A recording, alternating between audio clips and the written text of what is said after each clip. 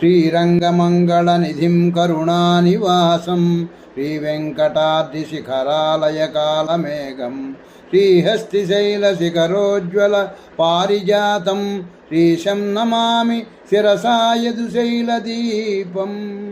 శ్రీరంగమంగళమణి కరుణాలయుడు అఖిల హేయ ప్రత్యానీక కళ్యాణగుణ మహోదధి ఆశ్రిత వాత్సల్యైక జలధి పరాత్పరుడు ఆకాశాన్ని ఉరిపిడి చేసే ఆ ప్రథమ గోపురాన్ని చూస్తేనే చాలు అర్థమైపోతుంది.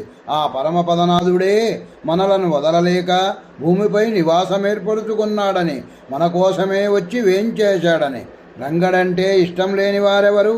కాబట్టి కులశేఖర చక్రవర్తి గూర్చి తెలుపుతూ ఆయన పట్టణంలో రంగయాత్ర సంరంభం గురించి తెలుపుతూ ఘుష్యతే యస్య నగరే రంగయాత్ర దినే దినే తమహం శిరసా వందే రాజానాం కులశేఖరం.